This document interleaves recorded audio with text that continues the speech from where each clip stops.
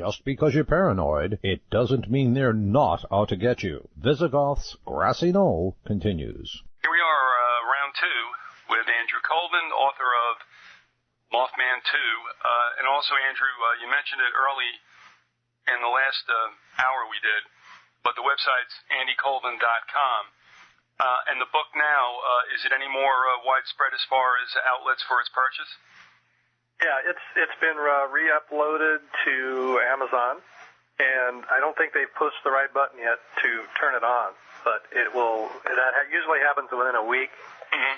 So, and it was re-uploaded last week, so sometime this week. But by the time people hear this, probably it'll be reactivated on Amazon. It's actually there already from before. Mm-hmm. It just says it says not available. But next week, or it should say available again. Are you selling any books from your website? Yeah, they can get it on my website. There's a a book link there. It says to buy books, but you have to have PayPal. Unfortunately, on my the only system I have right now is just a PayPal shopping cart. Yeah, that's what I have too. Okay.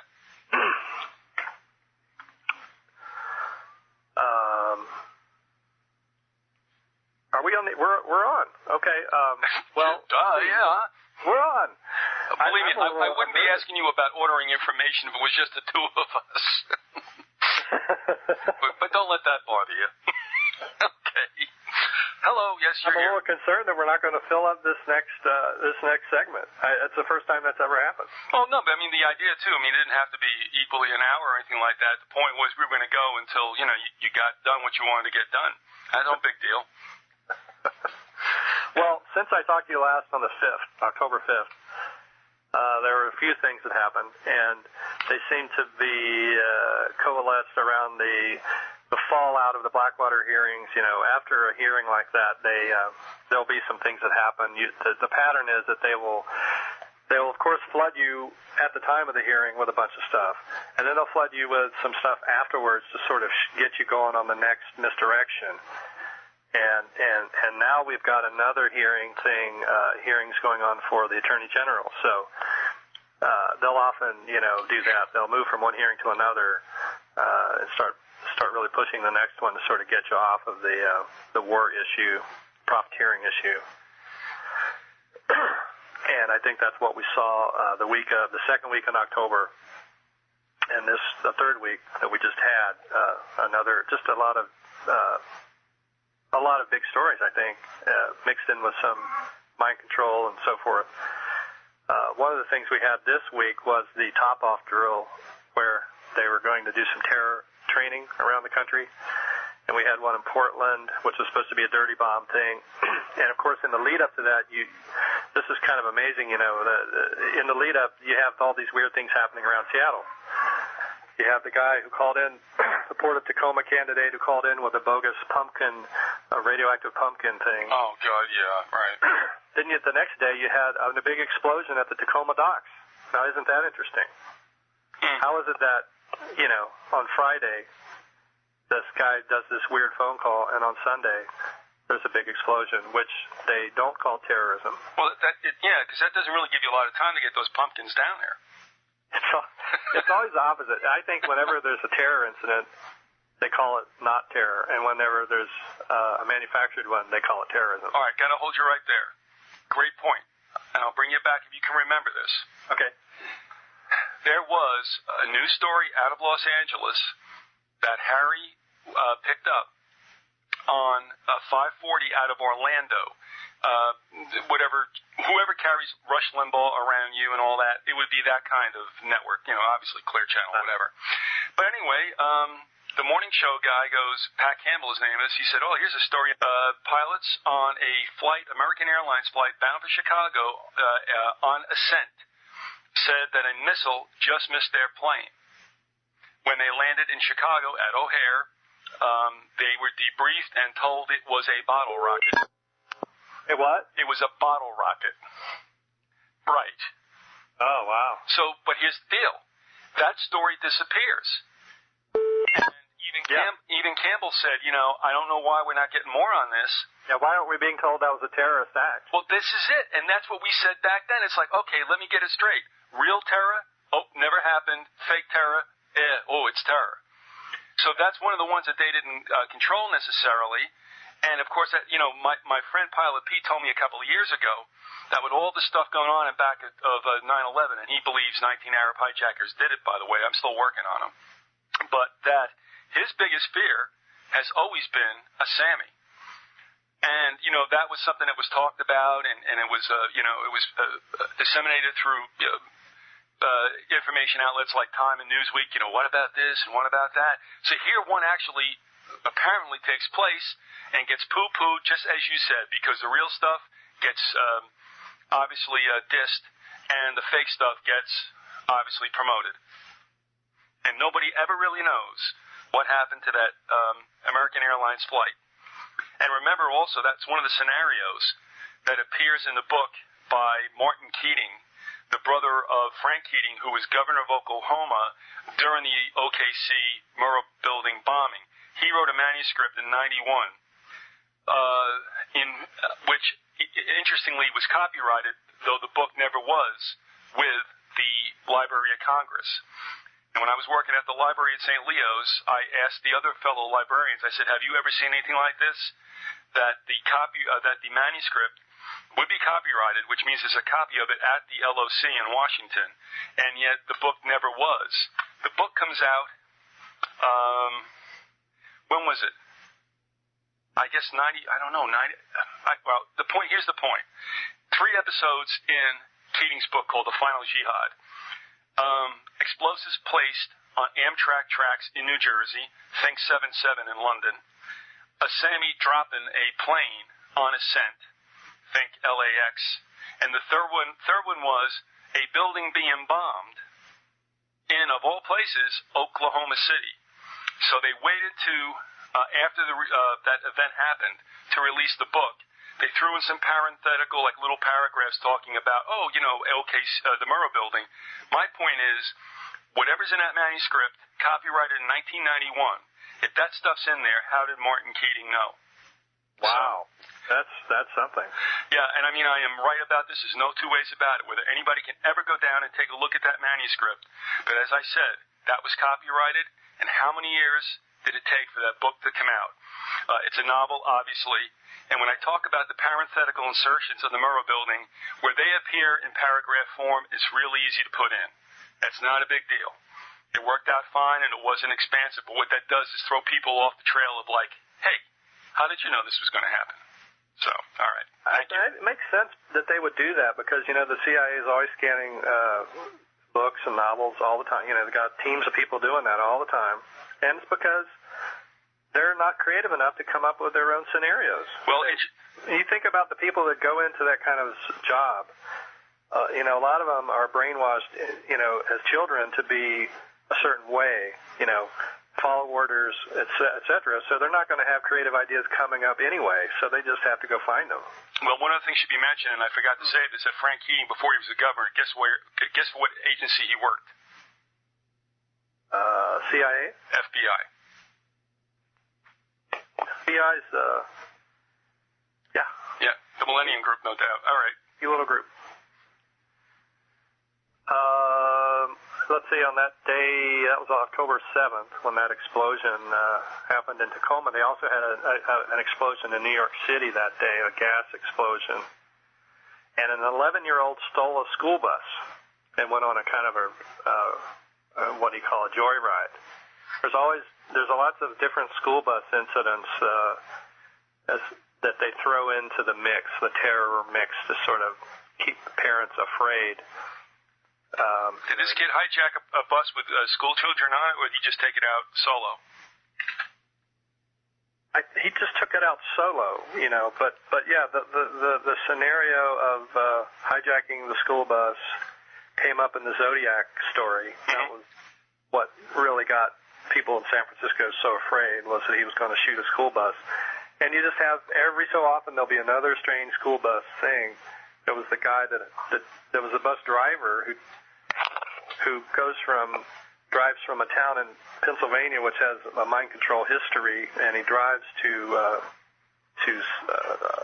the neighborhood there in D.C. where the CIA has one of their offices, and he's all mind controlled and everything, and has a gun. And remember that one? That was just a bizarre. Bus driver is fine for years and years and years, and then suddenly one day, decides to go haywire and drive the kids to D.C. Well, it was probably a school trip. Yeah. Well, it's just it's one of those regular things you see thrown in there into the mix. And on that same day, the FCC announced there was reported that they were refusing to probe the telecom NSA links. And this is the big story that's also playing along with the Blackwater thing and the Attorney General thing, is this phone bill, the phone controversy. Congress is expanding the surveillance, allowing the surveillance to be expanded when everyone else wants it to be shut down, and they're refusing to. Bush wants to to have retroactive immunity for all these companies that went along with the surveillance, and this gets right into Rockefeller territory because Rockefellers own AT&T and also control the surveillance facilities in West Virginia. So it's really, I think, definitely something that they want to obfuscate at all costs, and that explains why one other reason why we've had so much bizarre stuff in the last couple of weeks. And so that was kind of the first hint that we were going to get into that issue was on the 7th. Then on the 8th, you had the story about the nuclear materials being injected into people during the Cold War. And on the 9th, you had AEP, American Electric Power. Is that what it's called? It's AEP. It's this huge energy company. I think it's owned by the Rockefellers because they have all the power companies in West Virginia and Ohio and Michigan. They run the big coal-burning plants.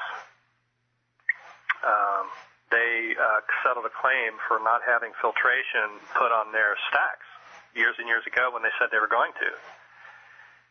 And why did we wonder why did it take so long for the states to comply, to go after him in the first place? Because I mean, it's as simple as this. When I went back for the festival, Mothman Festival, we drove by the John Amos plant near Charleston, which is owned by AEP, and by the way, Mothman has been seen around there in recent years. And we're driving by, and we notice that they're putting these clear geodesic domes on top of these huge stacks. They've had 3 huge stacks for a long time. Now they're building 3 more that are even bigger, and they're putting these geodesic domes on top, which are clear. They're very odd looking, and I guess that's the filtration system that they're putting that is finally being installed. But it tells you that it was quite obvious when they built them the first time that they weren't putting anything on them, because all you have to do is stand there and look up and see if there's a dome on it or not. So it makes you wonder, what's going on there? Why now? Why did that suddenly come to the fore now, when it's been going on for years and years and years? And it was a settlement of like $3 billion, $3.5 billion, because they've caused all this acid rain throughout the Northeast by not doing this. And it just happens to be the day that the UK cuts their forces in Iraq or announced that they're going to really pull out. That was on the 9th. And that was also, it was reported that day that Bush is fighting for this rapist in Texas not to be executed. And his name is Medellin. Oh, you mean like the Colombian drug dealer? Yeah. Yeah, it makes you wonder if this isn't like the son of some drug lord and Bush is stepping in to save him. Because Bush never steps in to save anyone unless it's a serial killer like Henry Lee Lucas. No, but remember also there was a very strange tale.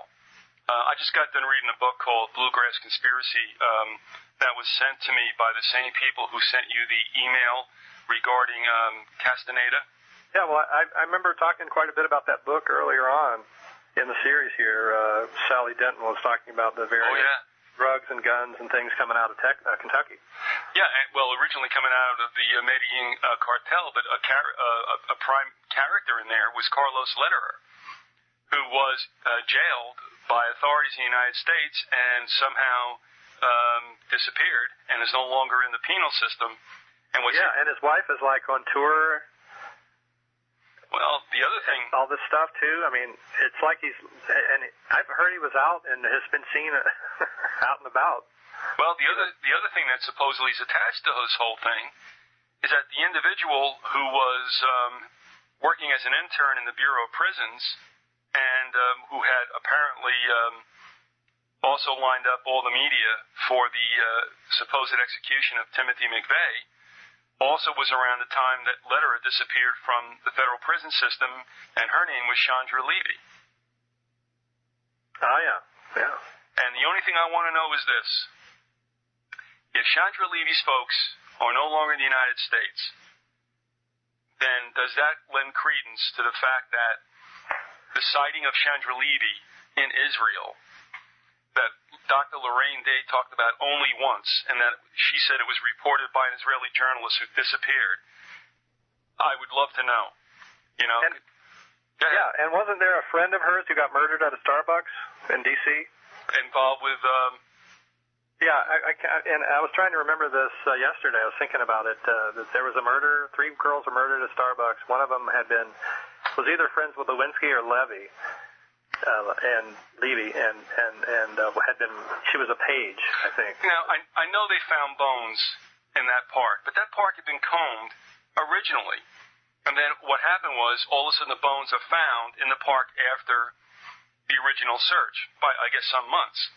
Yeah. But, I mean, then, who handles the bones, and what are we supposed to believe? The only reason I talk about her folks, I'm not saying they're in on anything, but if they, in fact, left the United States to go to Israel, then do we think that she's still alive? I don't know. Mm-hmm. But anyway, whoever she went off with, obviously she knew. Yeah. I thought she was coming right back. Moving on October 10th, we had the Tibetan monks storming the Chinese embassy in New Delhi. We had a noose hung on a Columbia professor's door, black female professor, another race provocation. It kind of reminded me of the DC sniper noose. It's almost like, remember the duck in the news story? As they're drawing down in Iraq, you suddenly have all these news stories. Wasn't that the Cherokee? Yeah. That fairy tale that Moose recited some lines from? Yeah, and the 10th was a big day. They also had an Ohio school shooting in Cleveland, which is Conspiracy Central, and the guy's name was Kuhn. And it seemed to be racially motivated, but they kept saying it wasn't. You know, the guy's wasn't he one of the few white people in the school? I'm not sure, but he was a white child that was getting, he's getting beat up and stuff. And he is under care of the system enough to possibly be in a situation where he could be triggered by this or that to do that at a certain time. I think that's the key. They have certain kids set up and ready, and they can trigger them certain ways to go out and do something crazy so that it can mask another story that they want to cover up in the media. Yeah, but you know what's interesting also is that these things never really do happen by surprise. One of the interviews that was going on in the wake of the shooting was with a black school child who was talking about what had been happening with the kid. I don't know if he provoked anything like, those idiots did down in Louisiana. You know what I mean? Mm-hmm. All right. I mean, if you're going to do that kind of thing, then you deserve getting your ass kicked. But, in this situation, I don't know what was going on, but it was funny because the kid was recounting the fact that he said, I almost didn't want to go to school that day. He said, because, something was going to happen. He was very glib. And he also said, because that white boy, he goes, oops, I'm not supposed to say that, which was kind of funny, It's like, no, come on, be real, will you? And he had said, he thought something was going to take place. Mm-hmm. And it's, and again, we'll be revisiting Columbine, but this is baloney, that nobody knows that this stuff isn't going to happen. And especially with Columbine, there could have been preemptive measures taken left and right. Everybody knew for 2 years that these guys were going to do something or expected them to do something so that the first sign of it, they would have said, whoop, here they go. This isn't out of the blue. It never is out of the blue. Well, there was another incident near Columbine not too long ago. A guy from Oregon supposedly came down and randomly just shot some people. I don't know if you remember that one. No. But on that same day, on the 10th, just so you didn't miss it, they actually had the first phase-out stories about Blackwater. Is Blackwater going to be kicked out or not? I guess they weren't the first ones, but they came back into play again. Ohio school shooting, noose at Columbia. The monks are storming the embassy. I guess that's a little off field or whatever, but definitely the Blackwater being phased out. They also have a Chrysler strike that day, which they, I don't know. They like to always associate unions with bad things, so they'll throw that in at really opportune moments. We're also, you may be going to this, but of course, you talked about the monks storming an embassy in New Delhi. Hmm? Well, what about that whole Burmese thing? Yeah. Well, that's ongoing. That started a little before that. But yeah.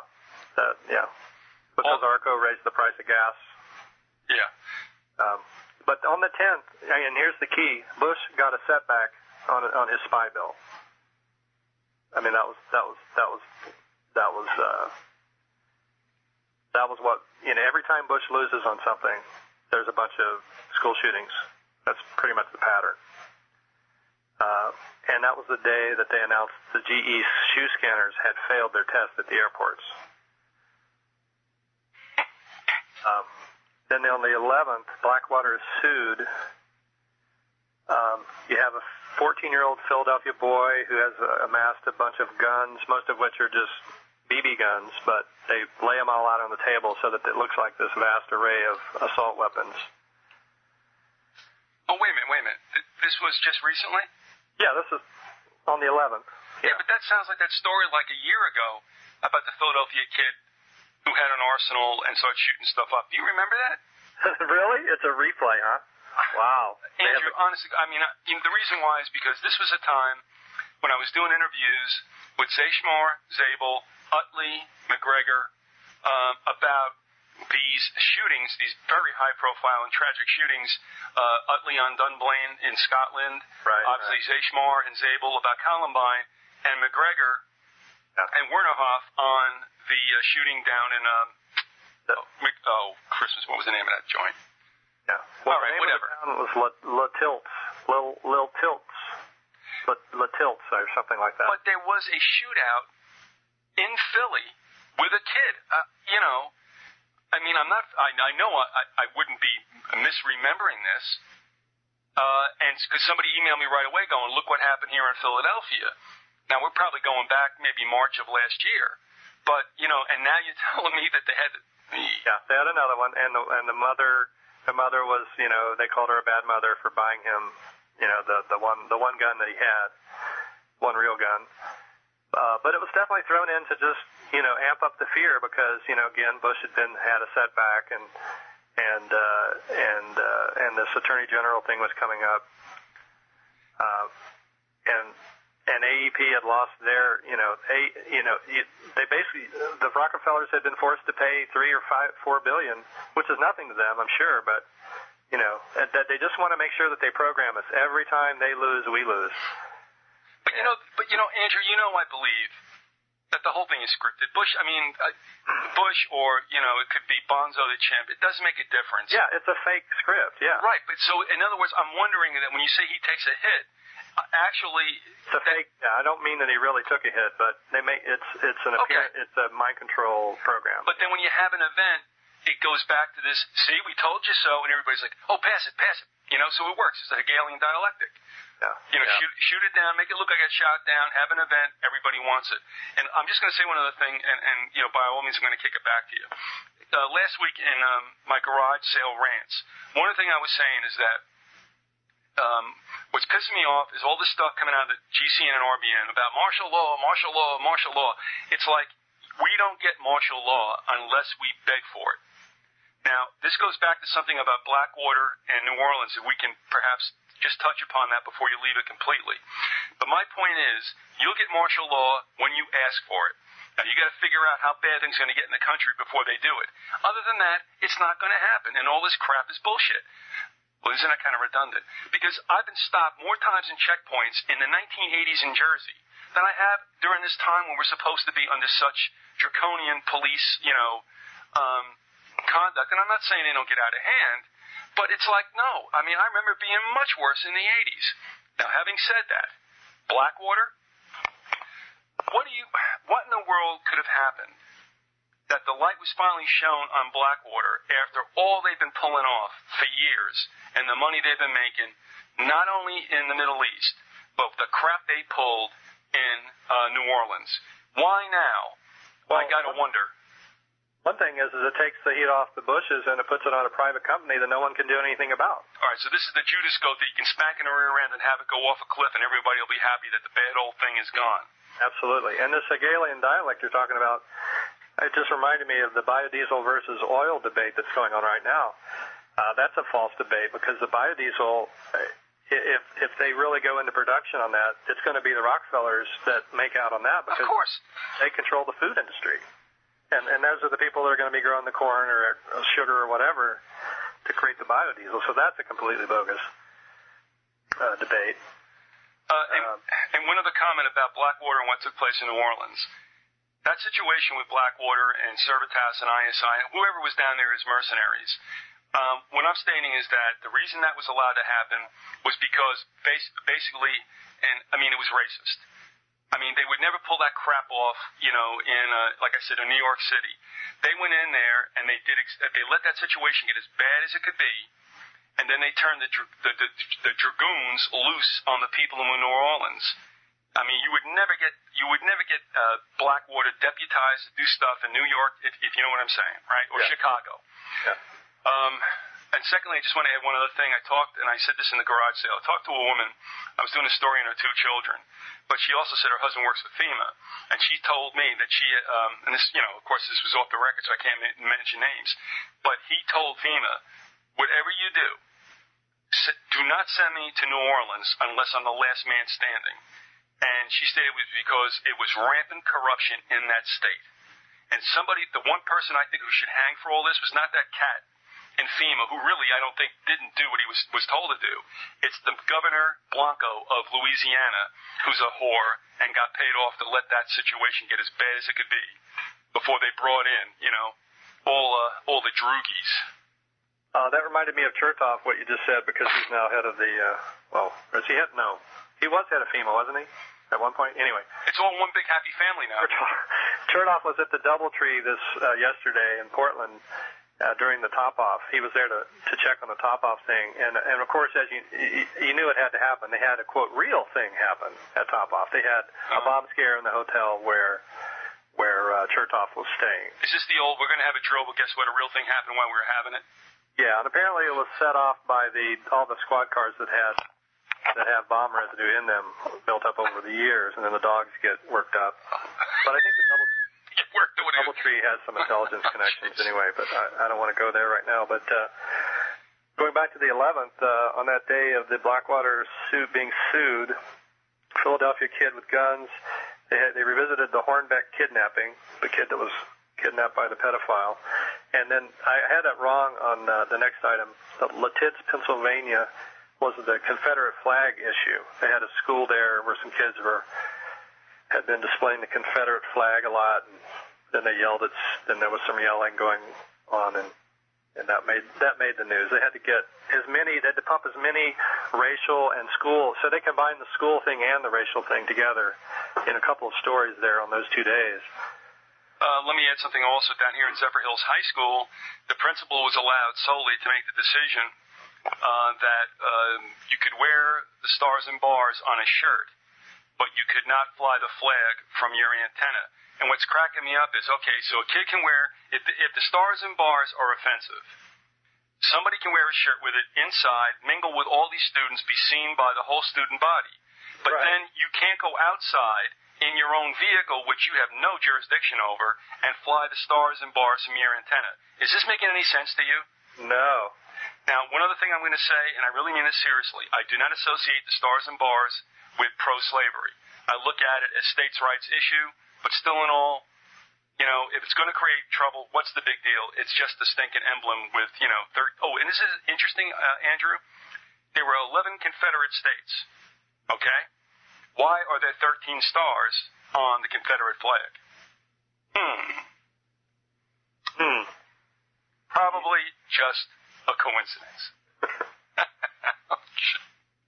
Go check it out. Count them. You'll see there's 13. Okay. Go ahead. On that same day, the 11th, Countrywide slashed a bunch of jobs. Countrywide, the lender. They don't want people thinking about the impending crash. No, good point. Very good point. And also a Muslim astronaut started talking about doing a Ramadan ritual in space. All right, how would you know which way is east? Muslim action into that whole mix. How would you know? And you can never rule out some kind of health issue, health scare. They had a Nigerian polio outbreak that day. Polio. They don't play polo in Nigeria. From bad vaccines. And a Wisconsin cop shot 6 people. And the funny thing is he's got very little information about that case. Very little detail. Let me ask you something. As you're talking about this... And one more thing on that day, the Supreme Court threw out the rendition case where the guy had been abducted from an airport in the middle of his flights and taken off and tortured for a couple of years. Remember that story? No, apparently he didn't have frequent flyer miles. The German black man. Oh, no. It just disappeared. The Supreme Court said, we can't bother with you. Well, that's, you got tortured, oh well. All right, not our problem. Let me ask you this. After all you've been talking about, you've got stuff in front of you. Have you ever reflected on, and I don't know if this means anything, but it seems to be that the Ides of every month is when a lot of stuff hits the fan. Yeah. From the 10th to the 20th, it seems to be like the high witching hour for all this kind of stuff to go down. Now, and I don't want to take you away from where you're going, but the thing is, have you for once looked at this and said, what's the deal with all the teens of every month going from 10, 11 to 19? Help me out here, bro. Well, I think it has a lot to do, more to do with astronomical stuff. They might choose to go with a certain day that's a little more astronomically powerful, occult-wise, than just the number of the day of the month. But I also think there's an operational issue. You see patterns that involve corporate organizational things, like you'll often see a big flurry of stuff right after the first of the year when they're pumping up the FBI calls a meeting. Okay, guys, here's our ops this year, And so you'll see quarterly stuff, right after the beginning of each quarter. The bosses are pushing on the employees to get stuff done. You have a lot more terror stuff happening then. Then when we're all on vacation, the terrorism drops off because they're not around to do it. They're out vacationing. So all right, I think it's more of that. There's got to be some weird the flow of how a corporation works. So there's something weird with the first pay period of every month. Yeah. Probably drops off a little bit right after that because everybody's hungover. That's what they're all spending it. They don't care. And then on the 12th, we had to make everybody feel like, there was some democracy going on. Gore wins the Nobel. The IRS announces that the worst income disparity exists now since the 1920s. Between whom? Between rich and poor. Oh, gee, really? Oil hits a all-time high of $84. So you see, they give you some bad news and they give you some seemingly good news. They give you the Gore thing and then a bunch of really bad news on top of that. And by the way, and flight passengers will have to start getting permission to fly anywhere. Oh. That was announced that day. So they gave you 3 or 4 really bad things and one good thing. Al Gore, Well, the other day, I'm watching, trying to hold down solid food, looking at all this crap, and that is, they go to like the NBC financial guru chick, and they're asking her, well, why oil prices skyrocketing? And she goes, I'm looking at this, my wife going, why don't you just tell me because it's Humpty Dumpty, like fell and broke his head. She goes, well, it's because of anticipated greater demand and a lack of supply. They tell this to the people, and I'm like, what does that mean? You know what I mean? It's something they throw out there, and they just say these things to justify the rise in the prices. But what has been accomplished is we know what's going to happen. Everybody's so freaked out about going to $3 that they're now into they're into $2.25, $2.50, and they're happy to be there. So the manipulation has worked. We've left the $1 sums, and now we're into 2+, but they're happy because, man, it didn't go to 3. And the key to their excuses is always that there's some fault. The public is always at fault in some way in the equation. They always have to put that in. It's always something to do with what the public's doing. What she said, again, you're absolutely right. She said, well, it's, anticipated increased demand. Well, I don't know. Did more people start driving or what, On the 13th, we had Israel starts to finally admit that they hit a nuke thing in Syria recently. Yeah. Although Bush still won't talk about it. On the 13th, the NSA, it came out that NSA had propositioned Quest for surveillance 7 months before 9/11, and then because Quest wouldn't go along with it, they indicted the CEO for insider trading. There you go. Soon after that. So that's how they get the CEOs on the hook. All the CEOs are up to their ears in these shady financial deals, So they're always on the hook. The minute they go, against the plan, they're brought down. The 13th, you also had the LA tunnel fire, which is kind of terroristic in a way, even though it may have not been. It sort of had that effect. It really, that whole week was just a huge influx of bad stories. And then on the 14th, you had James Watson doing the blacks are not as smart as whites story thing. Mm-hmm. The 15th, the 911 researcher being poisoned came out. Sandra Hicks reported that. 12 Army captains start talking about reinstating the draft. That the National Institute of Safety, whatever that is, the one that studies the Twin Towers collapse, NIST, announced that it was unexplainable. The Turks, just to start putting to sort of move that Iraq debate in another direction, they start announcing that Turkey's going to invade Iraq in the north. The rescue workers at 911 start saying they're going to sue the city of New York. Schwarzenegger has a gun crackdown. On the 17th, Bush gives the Dalai Lama a medal, congressional medal. The Seattle Times prints a story about the superbug. It's here, but why aren't officials tracking it? So there's a fear of another virus thing. And at the same time, they're playing ads on the radio to go get vaccinated at Safeway. Get your flu shot at Safeway. The same people that own the pharmaceuticals own Safeway. That's why. Does anybody ever put it together? It's just, it's ridiculous. I'm surprised they don't give him a Jiffy Lube. So. Yeah, exactly. They could, because that's probably the same. Petroleum, pharmaceuticals, yeah, definitely.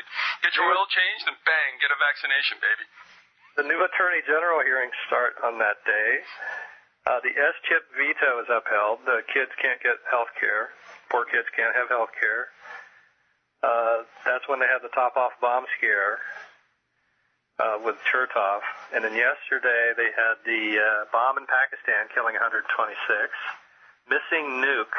I still don't know much about that story. Iraqis signed contracts with Iran and China. And of course, that's probably with elements of the military-industrial complex in China and Iran that are signing those contracts. Because we're paying the money that goes to the Iraqis, and the Iraqis are going to be sending it off to entities in these other countries, which we're supposed to have problems with. Really are owned by the Rockefellers, probably. We've been involved in Iran for so long, it's not even funny. Sure. Condi visits Bethlehem. The World Bank auditor says that their policies have totally failed in Africa. Gee, what a surprise. And, by the way, were they ever meant to succeed? Exactly. And of course. Hey, I'm ready to do June. I'm ready to get to June. What year would that be? June of this year. Okay. This is my last bastion, the last wall to climb. In June, we had, this didn't happen in June, but I wrote it down in June. It says Zapata Oil, which is owned by the Bushes, we're always bidding on Standard Oil leases. So there's definitely some connection between Zapata and Standard Oil there. And Rocky. And Bush, I found in a book of, and this is in other places, I'm sure, but Bush is related to British royalty directly. No. Yes. Say it ain't related to King Henry III. And I looked up King Henry III in this book of royalty, and he has a strong connection to Germany. His wife, the queen he married, was from Germany. And there's a lot of that in English history. Of course. A lot of the monarchies were intermarrying between Germany and... They're first cousins. You got to wonder, how can they always get the fight? I'm sorry? They are first cousins right down the line. Who are? The Germans and the Brits. Oh, right. Especially as it's reflected in the monarchy, William Hanover and all this. But the thing is, you have to laugh because it's like the two closest blood brothers, if you will, on the European continent just can't help it like duking out every 40 years. Yeah. And a sub-note to that is that the Brits were somehow involved, and I don't know all the details, in a $2 billion skimming case case by someone named Prince Bandar. It was some arms dealing where he skimmed $2 billion. He's a friend of Bush's, and I guess he's Saudi. Oh, gee, I think. You don't recall that story? I remember Bandar's name, but I didn't track that. No, not at all. Another little thing I found out in June was that the RCA tried to squash FM radio when it was first developed. Interesting. RCA. Why did they do that? I can't remember. I'm wondering if RCA had anything to do with NBC back then. Well, I don't know. The reason I'm saying that is because Sarnoff, who was the first head of NBC, I believe, basically drove Armstrong to death through insanity. Armstrong was the one who put up the tower, which folks along the Hudson River can see that sticks up just across the Jersey border. And because when I was on WFDU-FM, Fairleigh Dickinson's radio station, we broadcasted from the Armstrong Tower. And Armstrong, had made a breakthrough that benefited Sarnoff and NBC. And then Harry knows the story better. In fact, he's going to be on. I'm going to have him recount that story. And basically drove Armstrong crazy. Now, eventually, FM was obviously at WFDU we were FM. But I'm just wondering if there's an NBC RCA situation there, and that they try to put the kibosh on that until they could probably somehow, and I mean this is speculation, I know, until they found some way that they could harness that and also profit from it. So at first it might have been a big boogeyman for AM radio and TV, but I don't know. But that's a good point. I'm going to make a note, honestly, Andrew, because Harry recalls that very much, and although he wasn't in the area where I actually was involved with the physical elements, he does know the story about that. So if RCA and NBC have a connection, that would be another interesting element. Well, they do have one, but when it started exactly, who knows? But RCA introduced the first credit system in the 20s for buying these radios, for buying the early radios that were really large, and I know Edgar Casey had some connection to that. Are you talking about the very first AM radios with those big old tubes? The first really big radios in the cabinets. I remember reading his book. This entrepreneur in New York made friends with Casey, and Casey would come up with ideas for stuff. And I think he came up with this radio idea, something about radio, putting them in the cabinets and so forth. And then, so that's kind of a connection between Casey. There might be a connection between Casey and the Rockefeller somewhere in there.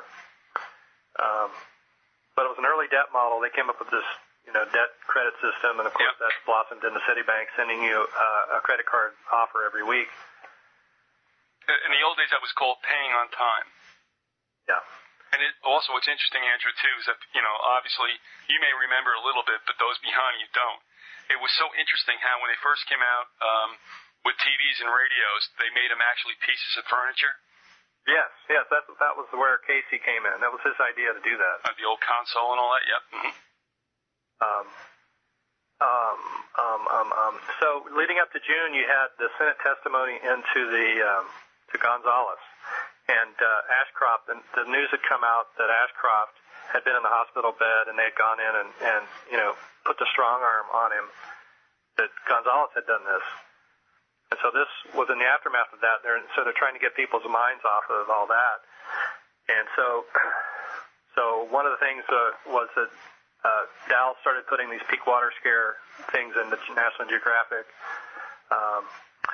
The JFK Airport pipeline terror things happened on the 2nd of June, where the guy from Buckeye Pipeline was accused of wanting to blow up this pipeline. And Buckeye's owned by the Carlyle Group, by the way, or they're partners in some way. And that happened on the full moon, by the way, or the blue moon. Blue moon was the first. Two occurrences in this year. And so that blue moon has come up before in our series. I was talking about it before. The possible link to the mounds and the blue skin of the people ingesting the occultum made from bones of enlightened folk. There's also some Guyana link to Buckeye, which suggestive of Union Carbide, because Carbide owned the land in Guyana where the Jonestown massacre occurred. On the 3rd, you had the TV scare. Son of CDC scientist is on a plane claims the lies are spread by the media to cause fear and set him up. And I forget his name, but you remember that? I do remember that. Mm-hmm. So that's all to get your mind off of Gonzalez. And then Paris Hilton starts her jail term. That was interesting timing. The Bilderberger meetings start on the 5th, a couple days later. Up in Canada, was it? Wherever that was. Oh, Canada's north of us. The G8 summit starts on the 6th, and there's a bunch of protests. There's a C4 scare involving four. They appeared to be agents of some kind who had C4 in their car. That was one of the stories that kind of went away. Oh, by the way, let me remind you too that they just are now going to. They've already charged two, I guess, Arab Americans with having explosives in their car, driving from South Carolina into Florida. So now we got another one of those situations perking up again. On the 7th, the Swiss general Marti says CIA is running centers in Poland, torture centers in Poland and Romania. This was earlier on when people were as aware of this whole torture thing. On the 8th, Bush visits Italy just as the CIA 26 trial starts. That's the 26 CIA agents that were rounded up for kidnapping someone by the Italian government. Bush just happens to show up right at that time to make sure that I think that trial went a certain way, and I think it ended up that I don't know what happened with that story. It seemed like they got off. Well, remember also, the government backed off. He's also in Italy to get his marching orders from the Vatican and the Society. Exactly. And that's the same day that the American Psychological Association, or is it psychiatric? Does it matter? I think it's the Psychology Association, endorses enhanced interrogation. That's their new word for torture. There you go. Enhanced interrogation. On the 10th, the Ed Brown siege starts in New Hampshire. The taxi dodger, or whatever you want to call him, tax protester. He's now apparently being tortured in prison. That's the insinuation. That's the insinuation. Negroponte visits Iraq on that day. So they're definitely, and I put a link over to the next day from Negroponte because every time he shows up, there's a bunch of terror. Well, the next day, the Al Samara Shrine was bombed in Iraq. Tojo on the 11th, Tojo's daughter of Japan, Emperor Tojo, who's a general, I think. His daughter starts running an anti-U.S. Campaign. She's running for office, so they're amping up the fascist whatever thing in Japan again. Are we gonna have to go to war with Japan again? Oh man, we already. I think who knows? I know. It's a strain that's there, and it's going to be there, and I guess it depends on whether or not the Jesuits, go over and get them fired up. All right, hold on, time out. First of all, are you aware of what Burt McCarty wrote? Did we ever talk about that? Yeah, that's what I was referring to. Right. Okay. That. All right. Good. The second thing is this also, and I mean, again, I have to harken back to Harry when we talked about if it really ever gets down to some severe hitting, which we think it will. He used to point his finger to his forearm, which obviously, flesh colored, and he said, who goes which way will be dictated by this, meaning along racial lines. He might be right. If there is rhetoric and if there is some instigation in the Pacific Rim, it might make sense to a certain extent, if you would, that Korea, whether divided or a single entity, Japan and China might find themselves with a lot more in common, if you know what I mean. Mm-hmm. So, I mean, that's interesting that all this rhetoric now, this kind of vitriol should be raised in Japan at this time, because they've been pretty much, as you all know, it's like, America's okay. That may change. And on the next day after that, on the 12th, Bush shakes hand with the Taiwanese president and pisses off China. So he's always provoking things. And on the 12th, a federal judge announces that Bush is going to loses on his enemy combatant status. He's been calling these Guantanamo guys enemy combatants, and a federal judge said, no, you can't do that. So Bush lost, and then what do you have the next day? New Jersey high school bomb scare. And then I don't have much on the 13th and 14th and 15th simply because I went on a vacation and didn't write anything down. But I'm sure that there was, somebody might want to check the 13th, 14th, and 15th of June if anything odd happened, because there was a new moon on the 15th. On the 16th, there was the firefighters dying in Charleston, South Carolina, 9 firefighters.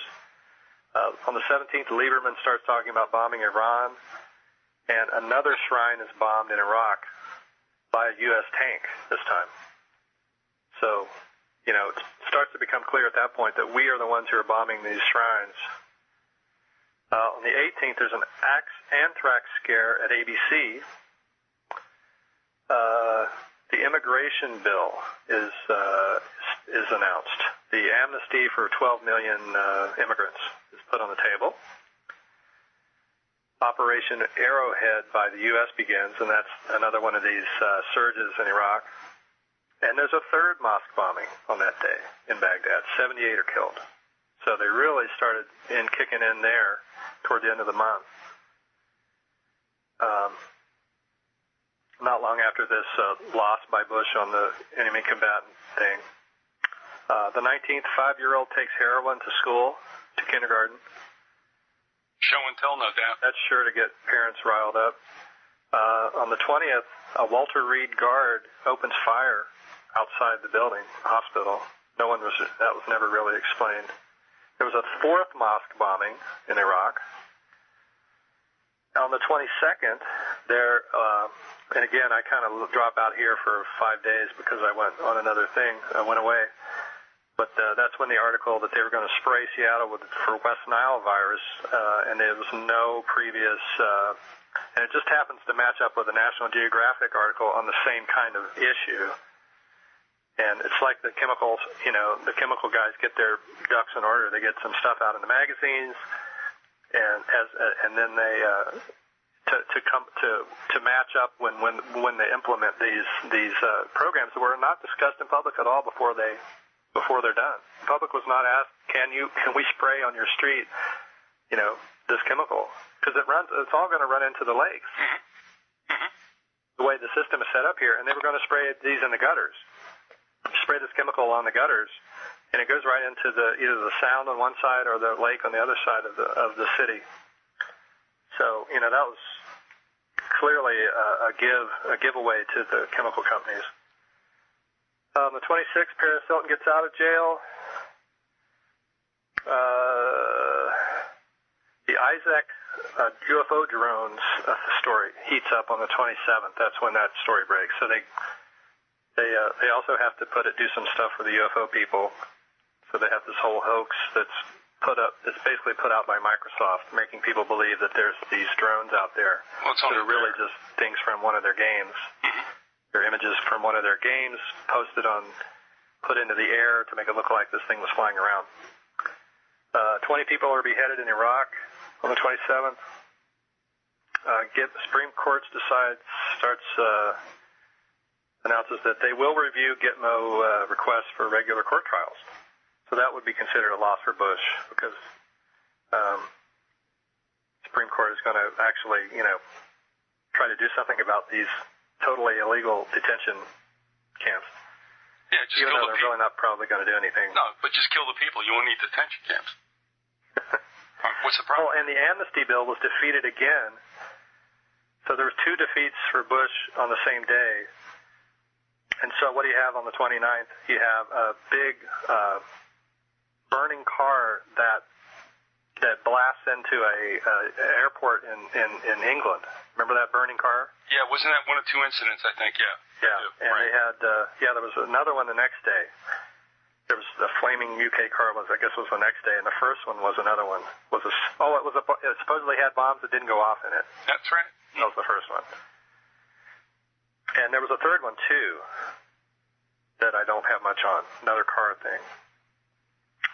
And that's when Blair hands over to Brown in the UK.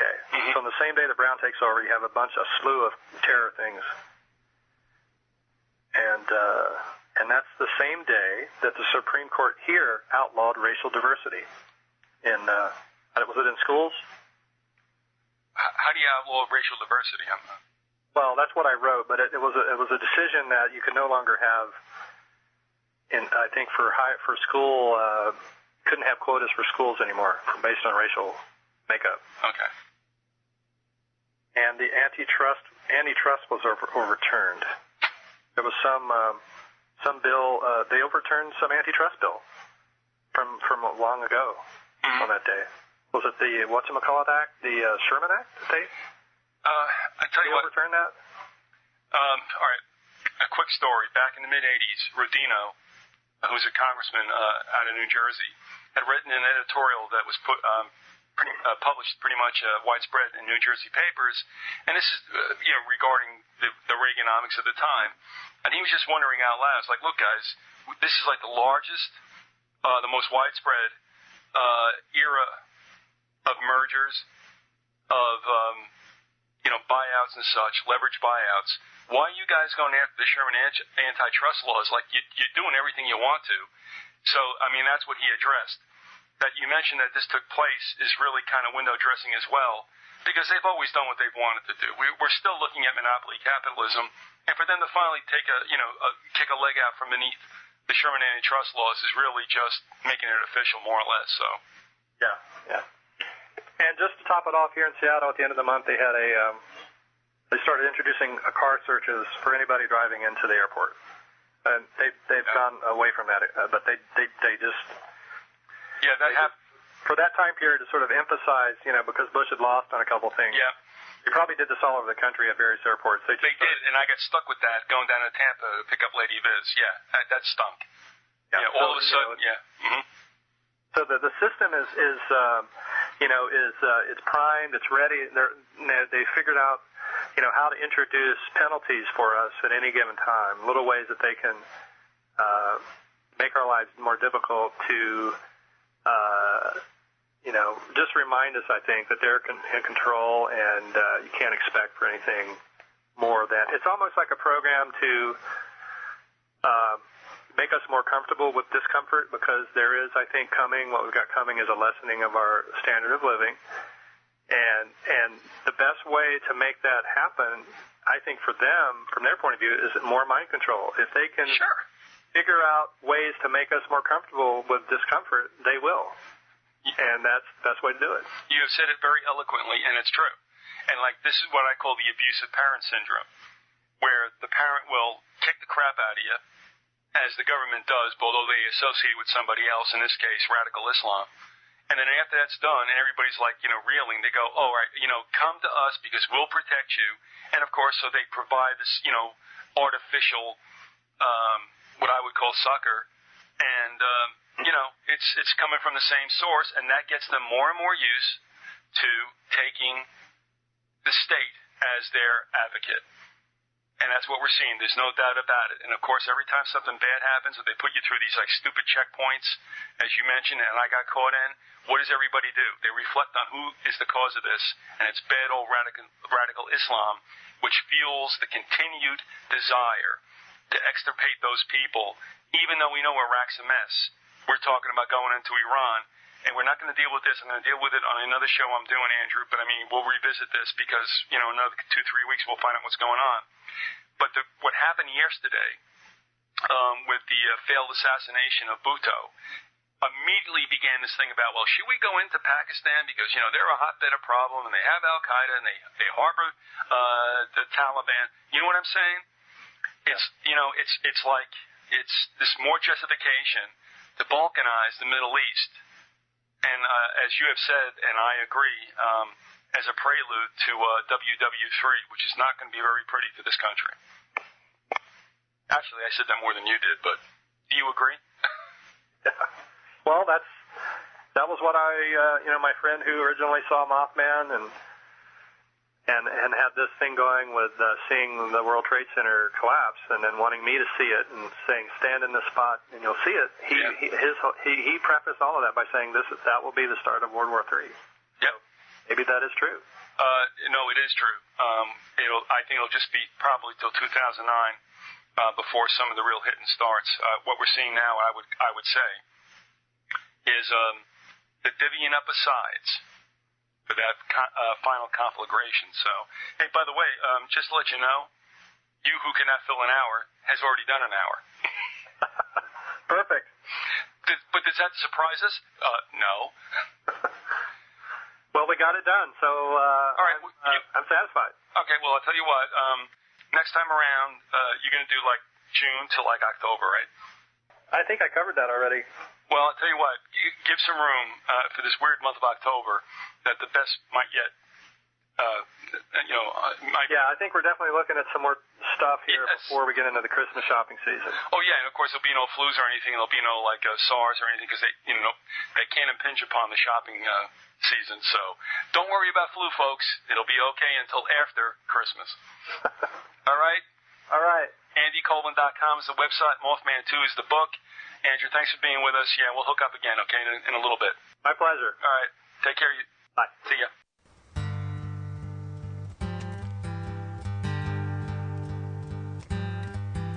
Theocracy is calling us to bow down and pray. Mediocrity is calling us to watch TV. Plutocracy is calling us to open a vein and to work 12 grueling hours a day. Democracy is calling me to do something bad. Democracy is calling me to do something bad.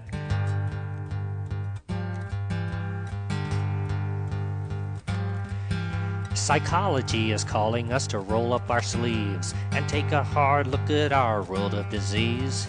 Jealousy is binding us with moistened rope to tighten round our throats and choke off our hope. Democracy is calling me to do something bad. Democracy is calling me to do something bad.